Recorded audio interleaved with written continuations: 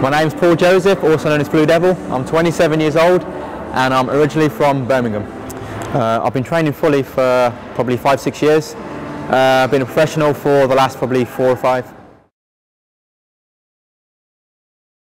My most memorable free running project to date was probably the Boost Mobile trip that we did, where we went from, LA to New York to Las Vegas. We stayed in like fancy hotels and we just blitzed every single place we went to. That was an amazing trip. Also, when I went to Africa and I filmed an advert for Relentless, the energy drink, I was only there for like 4 days, but in that 4 days, got so much good stuff filmed.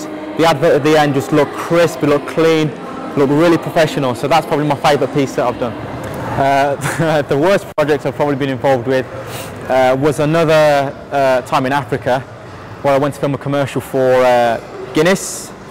And when I got there, everything was cool. We moved away from the truck where all my stuff was, went up on the roof to look at some locations, and then a couple hours later we got back down there.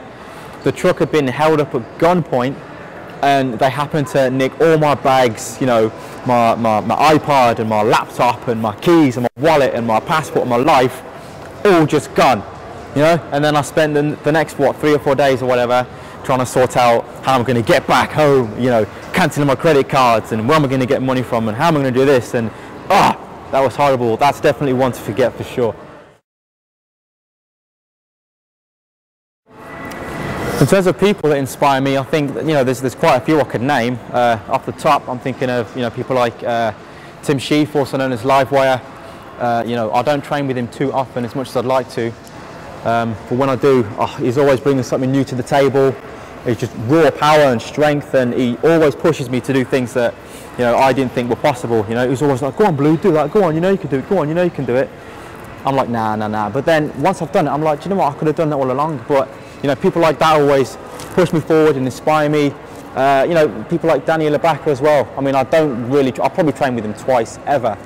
But yeah, just seeing his videos and just seeing what the human body is capable of, it makes me think, do you know what? I want to do that too. And I know I'm capable. So again, it pushes me. And then I achieve things that I didn't think I could even do. So.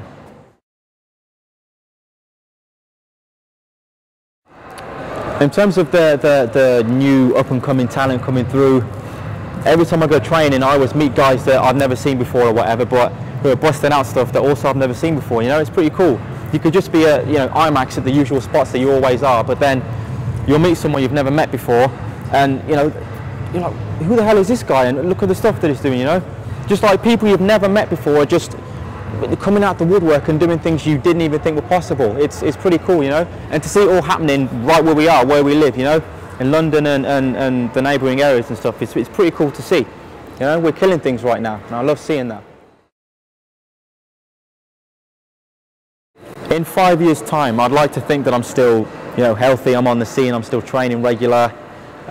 Still doing jobs and stuff, and hopefully I will be doing that. Just keep myself fit and healthy, don't want to pick up no bad injuries, and hopefully I'm doing more jobs that I'm doing now.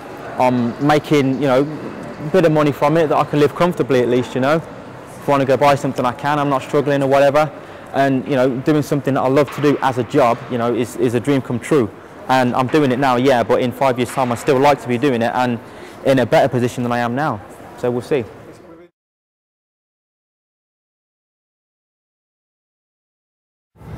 World Championships, there's going to be some guys that are on fire there. A couple of guys spring to mind. A guy called Daya from Mexico, really fast, efficient movement, got some solid tricks in the bag.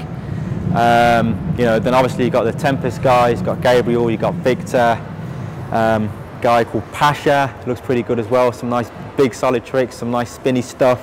There's a lot of good guys I could mention. I think we should just wait till the day and see if those guys can perform.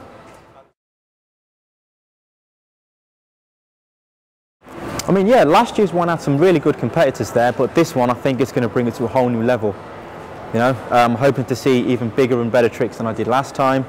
Everyone's going to be stepping up to the plate, and just busting out stuff they never even thought possible themselves. Yeah, it's going to be a crazy competition. I can't wait. don't know, man, what else could you ask for? Trafalgar Square, you know, iconic landmark of London. You know, you got the lions there, and you got this massive structure right in the middle. You got, you know, 7,000-8,000 people there cheering you on. The pressure is going to be on, but you know, I think I'm up to the challenge, and I think I can bust out when I really need to. So let's see how it goes, man. The pressure, it's not really an issue for me. I mean, everyone gets nervous before the competition. If you don't get nervous, you're not human. I don't care who you are, you know. Always going to get a bit of butterflies in the stomach or whatever. But for me, you know, I know I'll be nervous the day before. I'll be a bit nervous, you know, when I'm actually there on the day.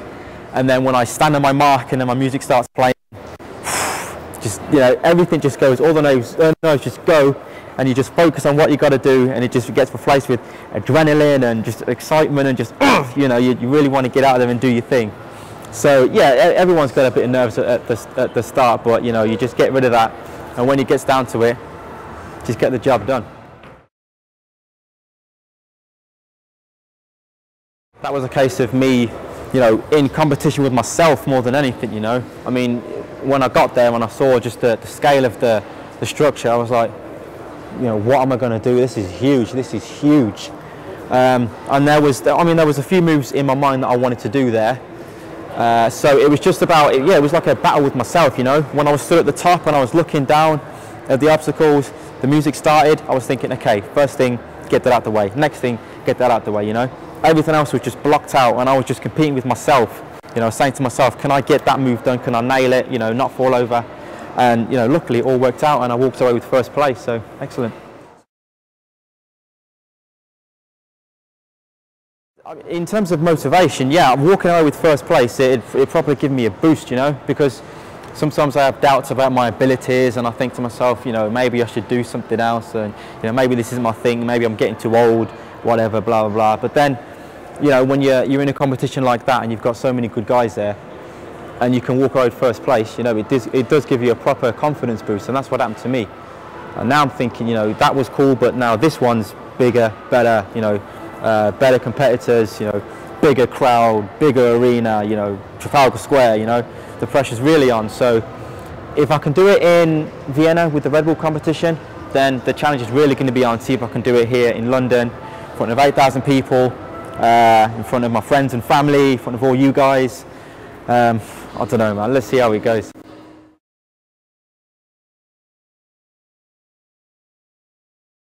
To walk away with first place would be, it'd be crazy. It'd mean a great deal to me. But you know, the same thing with the Vienna competition. I was sort of, you know, in competition with myself, you know, because I had all that stuff in my mind that I wanted to do, and I didn't want to mess up. I wanted to land everything that I wanted to get down, you know. So I think with this one, again, I'm going to have certain things that I want to do. I want to have a certain, you know, way of getting down and a certain way of interacting with the obstacles there. And you know, as long as I can land everything that I wanted to land, I'm happy, you know. Whether that means I get first or I get third or I get fifth, whatever, it doesn't matter to me. I'll be happy with myself that I'd accomplished everything that I wanted to in that competition. So whether it's first or fourth, fifth, whatever, it doesn't matter, you know. It's cool.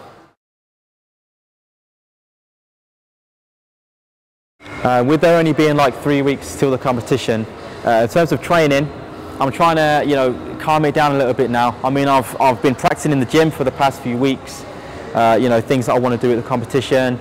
I've been trying to stay fit, you know, trying to keep healthy. So, you know, in the run up, you know, getting closer towards the competition now, I'll just tone it down a little bit, just stay fit, you know, do my muscle ups, push ups, you know, a bit of basic stuff, more conditioning. No big stuff, no big flips and all that sort of stuff. I don't want to get injured, there's no point. So yeah, just stay active and we'll see how it goes on the day.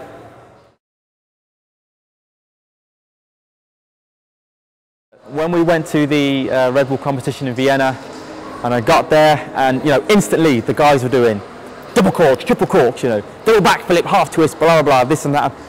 I was thinking, Jesus, you know, these guys are busting out, and we're not even at the competition yet. Do you know what I mean? I didn't see why they were going so crazy before the competition had even started. So, you know, my thing was to, you know, on the day, just look around, just scope out the area. I could go from there to there, I could go from there to there, maybe do, you know, there to there sort of thing. I didn't do it, I was just thinking about it, because I didn't see the point in busting out and trying stuff that you want to do on the night, because then people see what you're going to do. You know, they've got an idea of, you know, what your skills are and what you're going to be doing on the actual night. So for me, it's going to be same again. You know, just get there, scope out the area, see what I can and can't do. Maybe have a little bit of a play, nothing too serious. You know, I'm not trying anything big. I just want to mainly look at it and then see what I can do on the actual night. So yeah, that's what my plan is.